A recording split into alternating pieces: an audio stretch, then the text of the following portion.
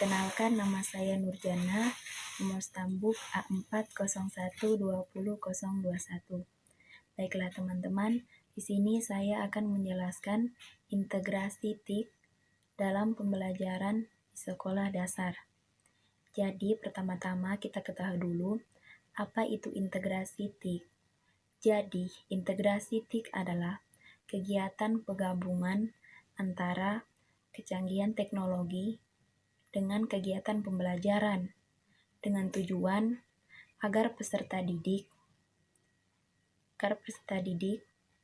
dapat menguasai materi yang diajarkan.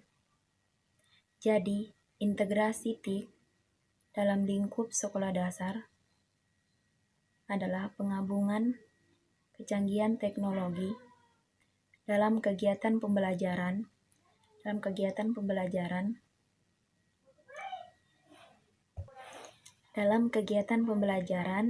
maupun sistem administrasi yang dilakukan oleh semua pihak, terutama guru. Jadi, sudah seharusnya kita sebagai calon guru memaksimalkan pengetahuan kita tentang TIK agar kedepannya kita dapat menerapkan secara langsung di sekolah dasar.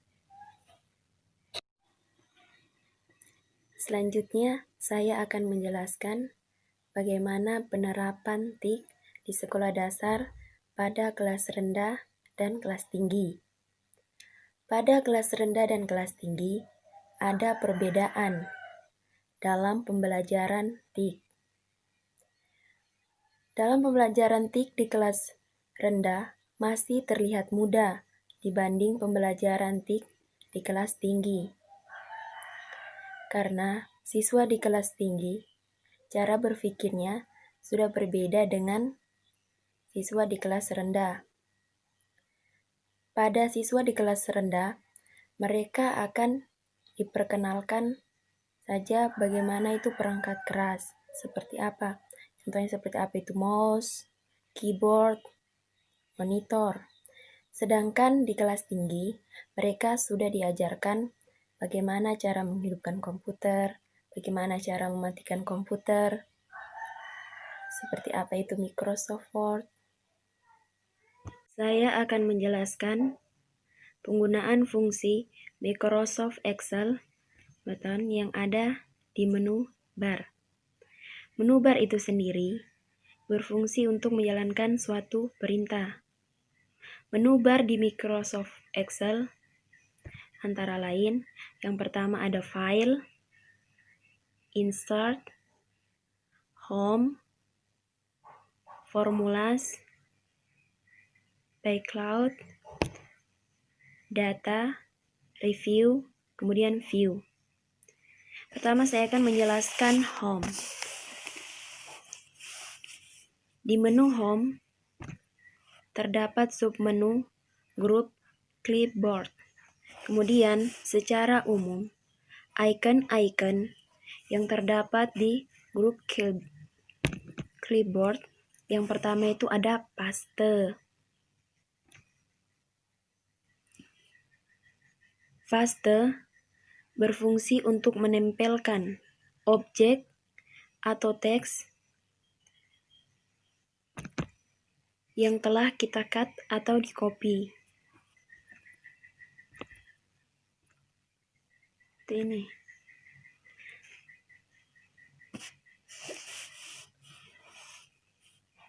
Kemudian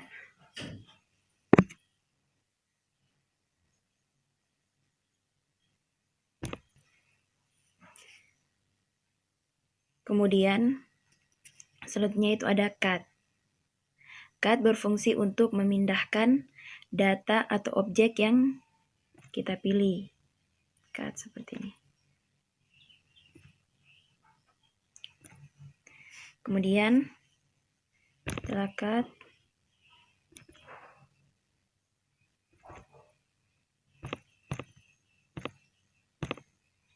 ada copy.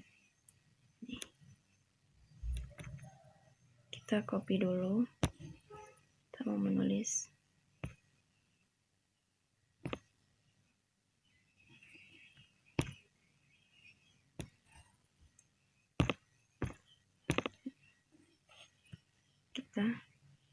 copy.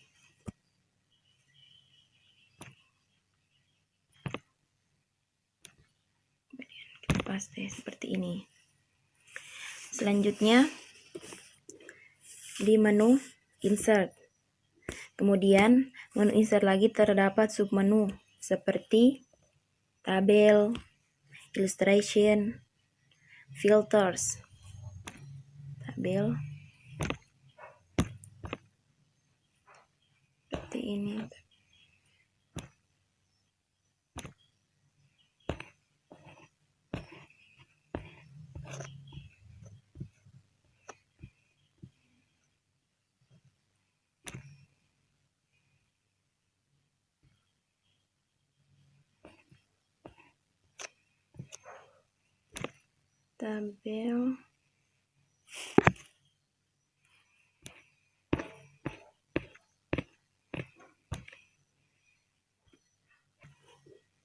Tabel yaitu kita klik sisipkan.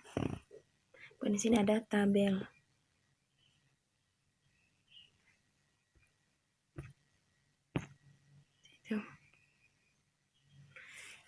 Kemudian filters. Filter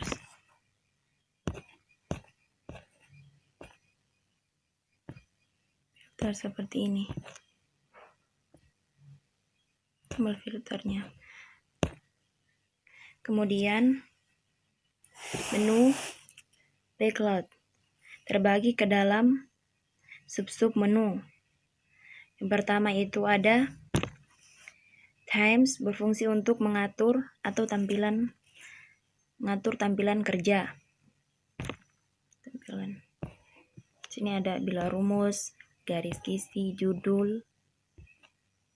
Kemudian di menu backlight terdapat lagi page setup, berfungsi untuk mengatur tata letak dan tampilan lembar kerja saat proses pencetakan. Kemudian menu formulas. Menu formula atau rumus berfungsi untuk melakukan perhitungan baik dari satu sel maupun dari satu range. Ini seperti ini teman-teman rumusnya. Di sini ada ini matematika dan trigonometri. Ini rumusnya. Kemudian dapat lagi database, kemudian statistik, kemudian review. Review berfungsi untuk kebutuhan review seperti texting, memasukkan komentar. Selanjutnya saya akan menjelaskan penggunaan fungsi Microsoft PowerPoint yang ada di menu bar. Pertama kita buka dulu PowerPoint. Yang pertama itu ada menu file. Menu file berfungsi untuk membuat, membuka, menyimpan dan mencetak dan mengatur ukuran halaman.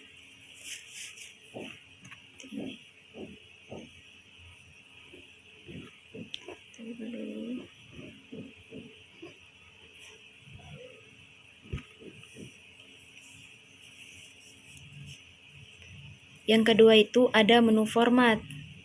Menu format berfungsi untuk menentukan jenis huruf, paragraf, kemudian penomoran.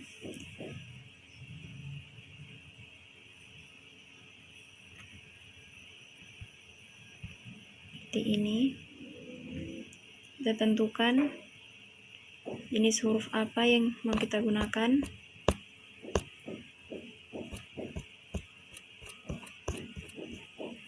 Ya.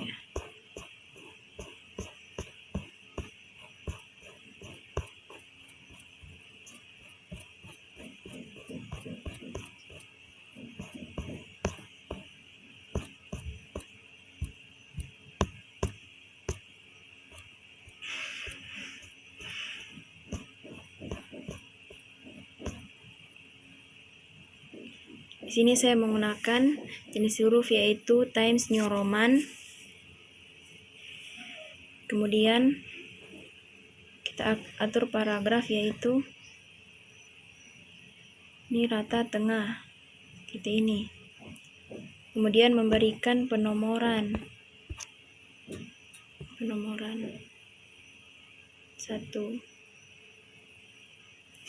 Selanjutnya menu insert. Menu insert berfungsi untuk menyimpan teks, tanggal, simbol, file, dan objek. Selanjutnya itu ada menu tools. Menu tools berfungsi untuk memeriksa ejaan,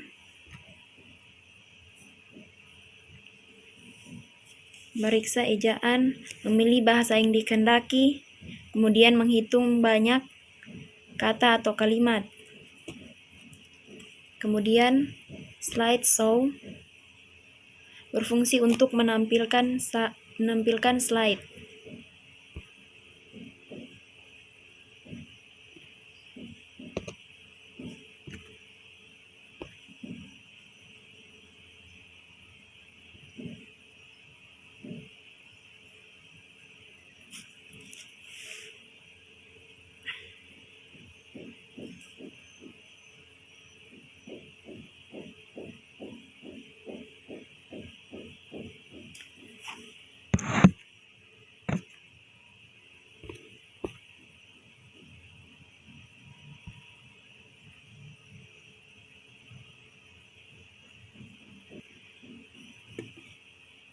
Ya, peragaan slide seperti ini. Kemudian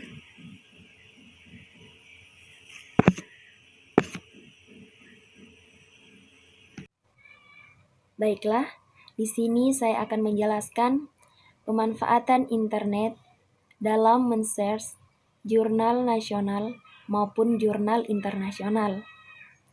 Internet sebagai sumber informasi dan komunikasi tanpa batas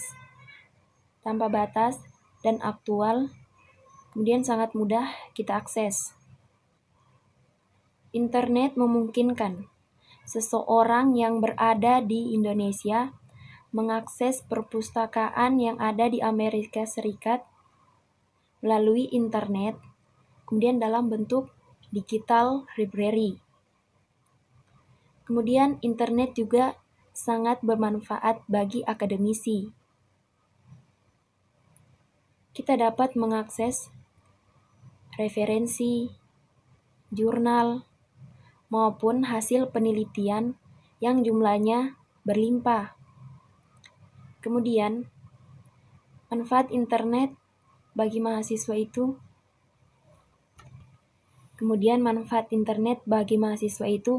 tidak lagi harus ke perpus untuk mencari buku,